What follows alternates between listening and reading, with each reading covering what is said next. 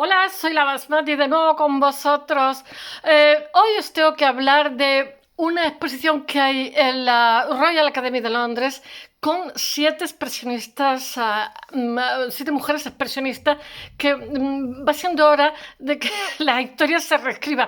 Ya sabéis que siempre repito una frase de los formalistas rusos que dice que todas las generaciones tienen derecho a reescribir su historia. Y es cierto, pero para muestra un botón. Es algo de lo que todos tenemos que felicitarnos, de que se vaya aflorando y vaya siendo posible. Lo mismo que os conté, que realmente la primera extracta fue una mujer y que en su tiempo se desconoció y hasta 80 años después no se supo quién había sido. Afortunadamente dejó muchísima obra y hoy la conocemos. Ella fue antes una chica sueca, una mujer sueca, y además era consciente perfectamente que estaba dando un salto grande en la historia, pero precisamente por eso dejó en un cobertizo 20.000 obras y le dejó un encargo a su sobrino que hasta 20 años después de su muerte, digamos, esa obra no aflorara. Y claro, pero mientras tanto, la historia se escribía con que el primero era Vasily Kandinsky, etcétera, etcétera. La primera fue mujer. Ahora mismo el tiempo acaba poniendo las cosas en su sitio. Y esto está ocurriendo con estas siete expresionistas, que siempre que hablamos de expresionistas hablamos de El Puente o El Jinete Azul. Uno se dio en 1905 y el otro en 1914, creo, que son, digamos, los dos grupos de Múnich que digamos, polarizan el expresionismo. Ellos habían nacido, o sea, el expresionismo como tal, si las naciones se pueden caracterizar por, digamos, una particular carácter, los españoles seríamos surrealistas, como los mexicanos, Sudamérica, etcétera, y los alemanes y germanófilos expresionistas. Es también tienen un sentido muy trágico de la vida, pero he de deciros una cosa, realmente ellos están en una coyuntura, aparte de que su carácter sea así o así. Los pueblos alemanes son muy admiradores de lo que era el gótico, son de Bruegel el Viejo, en fin, y todo esto cala en un momento determinado cuando a principios del siglo, en el cambio de siglo, cuando ellos están reaccionando hacia lo que es el concepto, el optimismo de la posmodernidad, que ha hecho que los hombres sean autómatas en las fábricas, que el progreso, que en realidad era una forma de, como yo diría, hacer que los individuos vivieran más con su familia, tuvieran más calidad de vida, se rodearan de objetos más bellos, se ha convertido en todo lo contrario, en una desertización de las zonas rurales porque ya no necesita tanta mano de obra y una concentración de pobreza grandísima en las ciudades donde la mano de obra pasa muchísima calamidad. Entonces, en este contexto que ellos han vivido de revolución industrial, que se vive sobre todo en Inglaterra y Alemania, hay un boom, pues emerge lo que es el expresionismo, que es, ¿cómo diría yo? Como el artista percibe la realidad. Da igual que las caras sean verdes, moradas, azules, porque es como ellos están percibiendo a través de los sentimientos cómo les resultan el mundo de fuera. Son sociedades duras donde el individuo vive muy aislado, con una temperatura terrible, porque los latinos y los meridionales, al tener un clima más favorable, somos más visuales, somos más de dejarnos ver, de arreglarnos y tal. Pero estas son sociedades donde hay muchísima competitividad, donde tienen que trabajar muchísimo, donde la vida simplemente es trabajo, casa, casa, trabajo, y todo eso lleva como un sentimiento trágico de la existencia, y este existencialismo, expresionismo, lo que realmente es también es una reacción contra el positivismo del impresionismo, porque realmente a partir del impresionismo son todos los modernos, o sea, el arte moderno, por decirlo de alguna forma, que todo después deviene en lo que son las vanguardias, que realmente las vanguardias habían devenido, como lo he dicho montones de veces, porque hay nuevos soportes. El arte siempre son fórmulas en cada época y soportes. En estos momentos nuestro soporte es la luz y la distribución espacial, por eso están tan de moda los arquitectos. Pero a finales del siglo XIX, en el cambio de siglo, hay una revolución científica que se ha dado gracias a que ha habido una revolución industrial, etcétera, etcétera, y entonces hay un excedente que permite otra serie de cosas, ¿no? Y de alguna forma los políticos se han dado cuenta que después de la Revolución Francesa la sociedad no está contenta, y entonces, temiendo toda Europa de que se pudieran repetir hechos como los de la Comuna de París, empieza como diría yo, el Estado a intervenir, porque todo esto es un contexto socioeconómico, intenta intervenir para que, digamos, haya un mejor reparto de la renta, ¿no? Y entonces hay una enseñanza obligatoria, etcétera, que la enseñanza es el mayor dinamizador social y hay una serie de concesiones a lo que es la clase obrera y tal, pero sí todo, finales del siglo XIX y principios del XX hay una lucha obrera y un sentido social que trasciende luego en la revolución del 17, pero que está patente, ahí se ve. Muchas veces os he contado que, por ejemplo, en la Bauhaus, el concepto de la alianza del arte con la industria en Alemania se da con un sentido social, para que estas personas que eran trabajadoras, ellos estaban convencidos de la modernidad, que a mayor inversión digamos, intelectual, iba a ser un mayor individuo ético, pero al final resulta que es todo lo contrario, es un individuo más malvado, más retorcido, como lo muestra durante el siglo XX, no solamente las dos guerras mundiales que se cargan, digamos, el pilar de occidental, del canon occidental, sino que también envejece en Europa, cambian la capital del arte de París a Nueva York y a partir de entonces emerge lo que es la escuela de Frankfurt con, ¿cómo se llama? Theodor Adorno, que era un virtuoso de la música, pero hay un cambio total de paradigma. Pero ¿por qué? Por ejemplo, un individuo en Alemania podía por la mañana estar tocando, interpretando a Brahms y por la tarde viendo la ducha de los judíos, ¿no? Entonces, claro, después de los genocidios que se dan en el siglo XX, que no solamente son el de la Manchuria por parte de los japoneses hacia los chinos, el del Holocausto por parte de los alemanes a los judíos, sino también el de los armenios a principios del siglo, o también el de los alemanes hacia las diferentes etnias de Namibia, y yo qué sé, y Leopoldo III hacia la gente del Congo, que costó 11 millones de vidas, que eso está a finales del siglo XIX, pues como que ya las cosas, la gente desconfía de lo que son las ideologías y entonces lo que hay es una mayor, individuos más aislados, individuos más, hay como una especie de esquizofrenia que después se traduce en lo que va a ser posteriormente el deconstructivismo de Derrida de los años 80, donde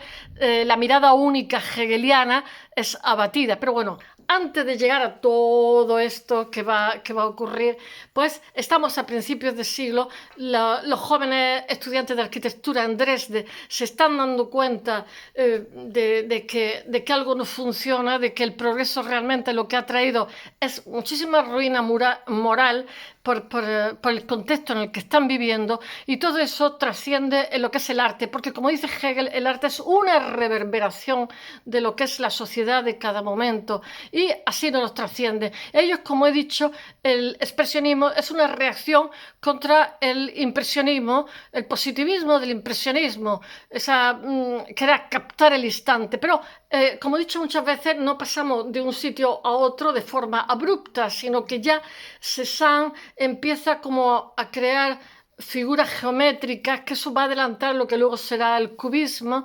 Después está Manet también, o sea, está Van Gogh. Van Gogh tenía una grandísima vulnerabilidad emocional y entonces esa forma de pintar, digamos, tan gestual, con esos colores tan tremendos, pues va a hacer bueno, que todo esto anuncie ya otra época distinta. Realmente, como he dicho, las vanguardias, a raíz de que emerge la fotografía, pierde su funcionalidad la pintura, porque ya no necesitas la foto de la novia o la pintura de la novia, sino que puedes hacer una foto al instante muy rápida y entonces permite que las vanguardias experimenten con estos soportes hasta agotarlos. Eso ocurre también con el cine y la pintura. Y realmente las vanguardias agotan lo que es el dibujo, la pintura y la escultura. Por eso se habla en el siglo XX de la desmaterialización del objeto artístico.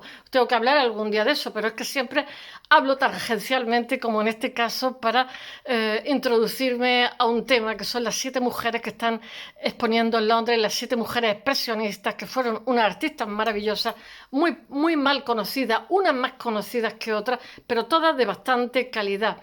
Y oscurecidas o bien por sus compañeros o bien por el contexto, porque a la mujer no se le permitía pintar en las escuelas de arte, no se le permitía matricularse. Entonces, si tenían medios económicos, podían buscarse una academia o clases particulares, pero o ser autodidactas, que es lo que algunas fueron.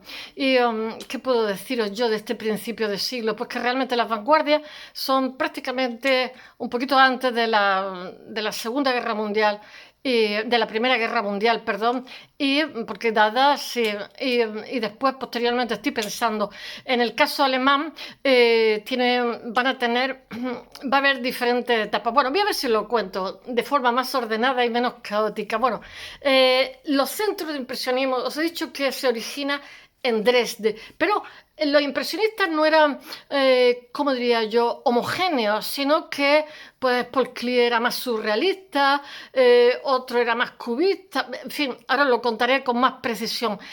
Pero todos, ¡ay, se me cae! Todos tienen un común denominador y es que todos se están rebelando contra lo que el progreso está mostrando, la cara fea y canalla del progreso, que es un pésimo reparto de la renta y una pobreza grandísima en las grandes ciudades donde los pobres campesinos emigran buscando oportunidades y lo único que consiguen es vivir hacinados en barrios oscuros, en fin, y ser invisibles al sistema. Bueno, vamos a ver, los centros del expresionismo van a ser, sobre todo para mí, Múnich, pero bueno, va a estar también Berlín, Colonia, Múnich, Hannover y Dresde. Para mí, Dresde, donde sale, y Múnich. Bueno, el resto van a ser también. El del grito de Munch, que os hablé el otro día, es expresionista también. Y también tenía, me parece que era esquizofrénico y estuvo tratado. Pero a partir de cuando le dan electroshock, ya su pintura pierde calidad.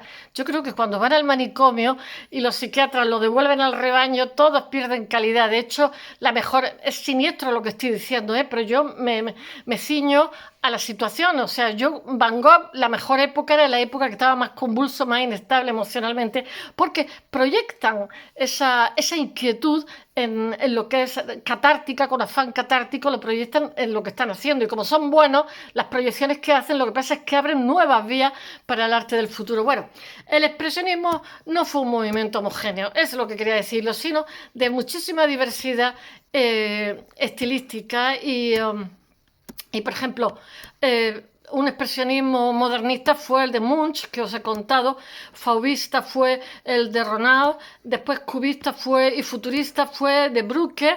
De Brücke es Die Brücke, que en alemán significa el puente, o sea, habla montones de veces. Se me ha olvidado deciros que el expresionismo tiene una grandísima repercusión en la arquitectura con la Bauhaus alemana, que os he hablado también montones de veces. En la Bauhaus también tiene repercusión en la poesía, en la literatura. Y bueno, sigo con los artistas, es que se me cruzan las ideas. Después están Paul Klee, que es un expresionista surrealista.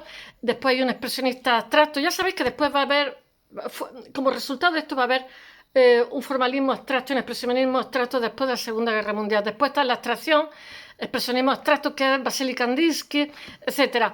Aunque su mayor centro de difusión fue Alemania, como no, que en aquella época ya es la primera potencia y eso le cuesta 2 guerras mundiales.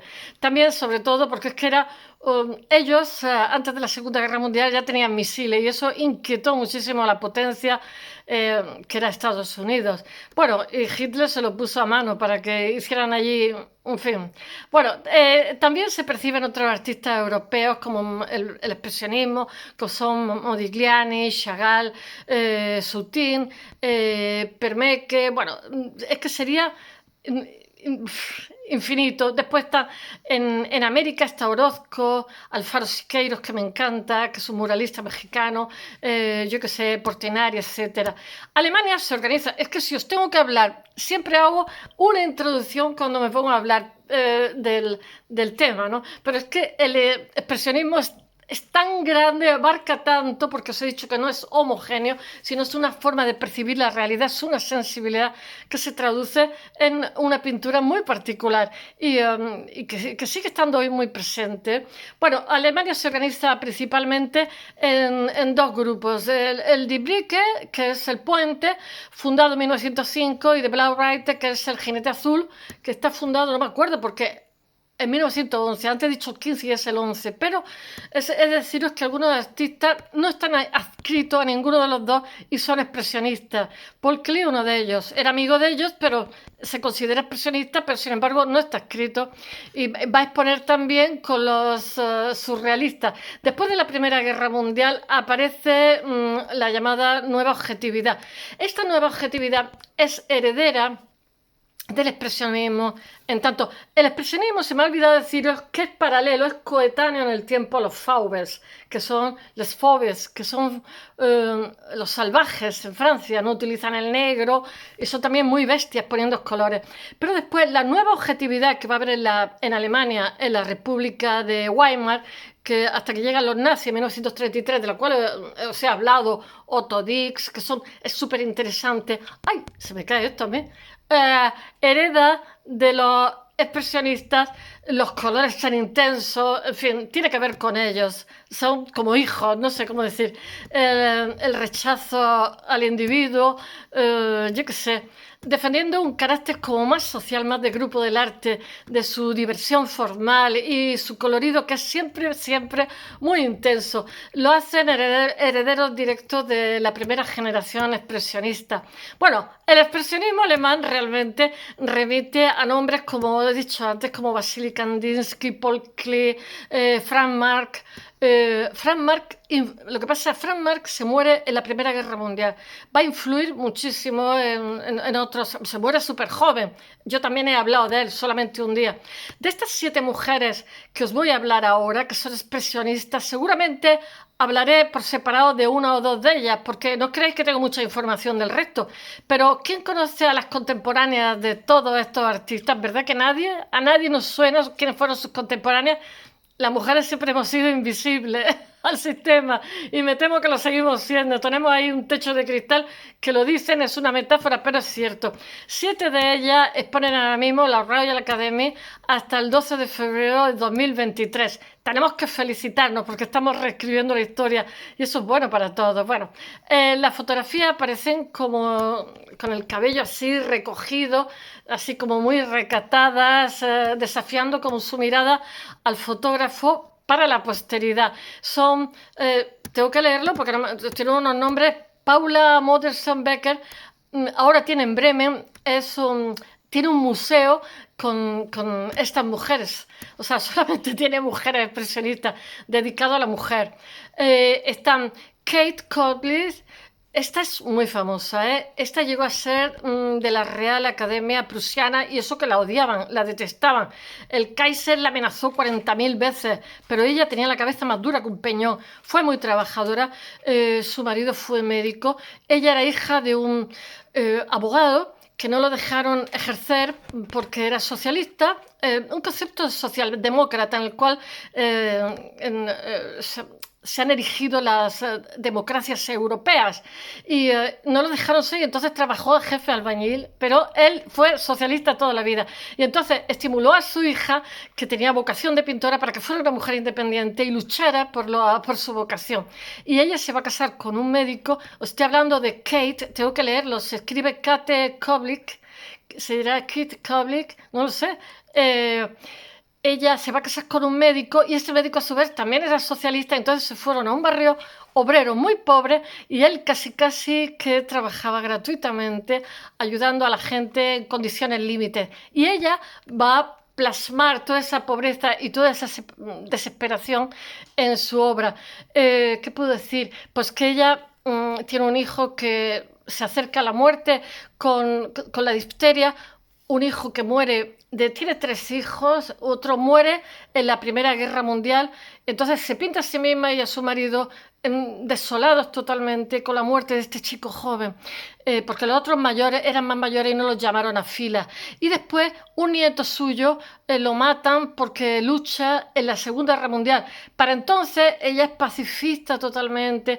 Además de eso, los aliados le bombardean y le destruyen su estudio de esta mujer que está exponiendo ahora mismo, que es expresionista, que fue invisible.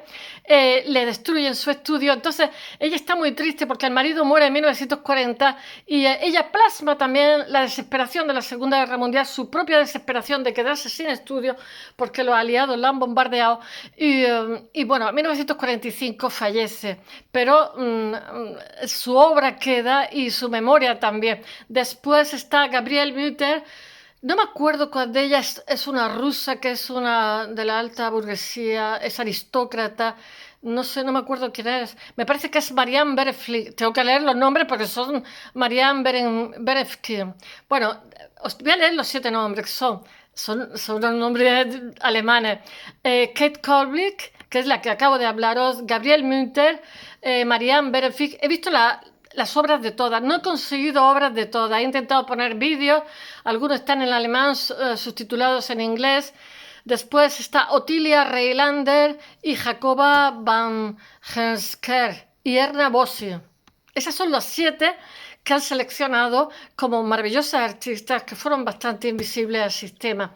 Bueno, las 3 huyeron de un juego de palabras que hay en alemán que se llama Kinder, Küche y Kirche, que es niños, cocina e iglesia, que son las 3 Ks a las que estaba abocada la mujer por su nacimiento femenino.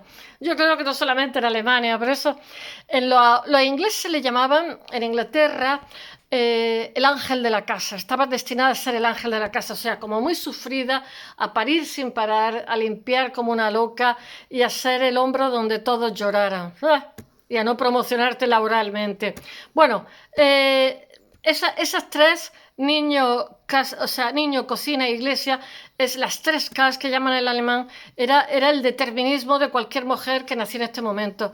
Las puertas de las escuelas de arte en Alemania estaban cerradas totalmente a las mujeres. Entonces, si tenías parné, que llaman aquí en Andalucía, tenías alguna posibilidad porque podías ir a alguna academia, podías tener algún profesor particular, pero si no, lo tenías difícil. Por consiguiente, solamente una buena situación económica te podía permitir escapar a ese determinismo. Bueno, algunas dejan a sus maridos incluso para llegar a París, que era la meca del arte moderno, y bueno, a principios del siglo XX, aunque no forman un grupo homogéneo coherente, como os he dicho antes, realmente no son ni homogéneo, ni uniforme, ni coherente. Simplemente es una forma de percibir la realidad, una nueva sensibilidad que está horrorizada ante lo que supone la industrialización masiva. Que todo el mundo lo contempla como una riqueza, pero que puede que sí, un motor de desarrollo, pero donde hay un mal reparto de la renta y produce mucha tristeza en la mayoría de la sociedad. Bueno, todas toman el expresionismo como el arte, todo lo que desprende, todas toman la emoción que se desprende del expresionismo. Dorothy Price es la comisaria de esta exposición que os he dicho, de la Royal Academy, y dice, tengo que leerlo, aquí las hemos juntado, sin embargo, solo sabemos que 2 de ellas eran amigas, las otras iban cada una a su bola, por su lado, a su aire, o vivían en su círculo, aunque coinciden en tener una vida turbulenta, porque no se conforman con cumplir el papel que la sociedad ha determinado antes de nacer, el papel tradicional, como os he dicho, de cocina, no. Niños, las 3 K, niños, kinder, Küche, bueno, niño, cocina e iglesia, adjudicado a la mujer, y entonces se percibe tensión en todas las obras de ella. En el Thyssen tenemos obras de varias de ellas, autorretratos muy interesantes. Los autorretratos no los juzguéis como narcisismo, porque el autorretrato es una forma de ejercicio, el rostro de las cosas más complicadas que hay en los ejercicios de pintura, las carnaciones y tal. Rembrandt también lo hacía conocía y era cero narciso, o sea, simplemente no tienen modelo, el modelo eres tú mismo. El modernismo tejían estas mujeres con sus creaciones, compartían los hombres el autorretrato, bodegones, o escenas, paisajes, etcétera. Paisajes urbanos, ¿eh? Y ponen la mirada en la nueva, bueno, en el cuerpo de la mujer o en la experiencia de la maternidad. El itinerario por las salas de la Royal Academy ha sido subdividido de forma muy interesante, porque ya sabéis, os he contado que las comisarias lo que hacen es generar un nuevo relato a partir de unas diferentes obras, ¿no? Hay una idea en el recorrido que condiciona la mirada del espectador. Bueno, empieza la primera sala con nosotras mismas y otros retratos y autorretratos, en donde predomina el interés por pintar mujeres y su causa. Casi todas están adscritas, aunque son de la alta sociedad, no todas, pero varias, están adscritas a los temas sociales, a la sensibilidad social, porque hay un grandísimo sufrimiento ahora mismo. Es importante recalcar que las sufragistas alemanas consiguen el voto en 1918, mientras que en España se consigue la República en 1934, y dura 5 minutos porque con el golpe de Estado el 18 de julio de 1936 que se acabó lo que se daba. Que tampoco había mucho que votar, que digamos, porque era una dictadura. El ciclo de la infancia ocupa la segunda sala del recorrido, de la muestra, porque no se dice exposición, ahora se dicen eufemismos, la muestra. Bueno, en él las artistas se alejan de lo que es la concepción sentimental e inocente para adentrarse en una realidad más canalla, en la melancolía, en la tensión, en el deseo insatisfecho, y comparten este grupo de 7 mujeres. Después hay Gemelos de Marianne, Berelfir o Niñas con bebé de Paula Modelson. Estoy leyendo. Becker son algunas de las producciones de los diferentes estilos o cromatismos de esta sección. Después hay otra sección que se llama Intimidad, vida y urbana y rural. Después hay otra que es viajes, migraciones y bodegones. Y todos estos temas que completan el recorrido por la muestra que reúne 67 obras. Está muy bien, ¿eh? Está muy bien y además no solamente está muy bien, sino que nos ha hecho repensar estas artistas de tal manera que yo, una de ellas que no he visto la exposición, sin embargo estoy pensando, sí que conozco a una de las 7 solamente, pero de las otras que he visto estoy pensando en hablar diferentes días de ellas. Muchas de las cuales salen por primera vez estos cuadros de Alemania. Ya os he dicho que el de Madrid tiene también de esta autora, ¿eh? La maternidad es una vara de medir también a estas artistas, que muchas de ellas fueran madres, que dejan constancia que ser madres para ellas es una función de la vida y algo apetecible y deseable, pero no la única, porque no rechazan ese lado femenino de que tenemos un cuerpo hecho para dar vida y eso es un don. Bueno, la aristócrata, esa es la que digo yo, Marianne Bernstein, convivió durante décadas con Alexei Yarilevsky, del grupo de expresionistas El Jinete Azul, pero nunca se le menciona. Y él tuvo un hijo, Andreas, pero con la mujer que le limpiaba, en 1902 con la asistenta de Marianne. Esta Marianne es una aristócrata rusa. Bueno, la pintora por su parte estaba más interesada en expresar las formas individuales de su mundo interior, que es lo que realmente hace el expresionismo, y mostrar lo que cada uno lleva dentro, más que en una reproducción genética. Bueno, Kate Colbert, que es la que más información he puesto en el blog, porque es de la que más he conseguido, es la que más destaca del grupo, se hizo más famosa, e hizo también, pero porque no fueran famosas, las otras no tienen menos calidad. Destaca en el momento que vivió. Le hicieron 1000 faenas, también os lo digo, no os podéis imaginar. Ella optó por las artes impresas. Ella, Kate Colbert, es también escultora. Bueno, esta empresa como medio de comunicación dice, es mi deber, mirad lo que dice, es mi deber dar voz al sufrimiento humano. Es mi labor, pero no me resulta fácil cumplirla. Esta es la que está casada con el médico, que vive en un barrio modesto y que sus hijos mueren en la Primera Guerra Mundial y su nieto en la Segunda. Escribe la artista que está interesada en asuntos como la mortalidad infantil. Pinta la serie de Aguafuertes titulada La revuelta de las tejedoras. Para Koplovich, no, es Kolvik. Es que Koplovich son otras.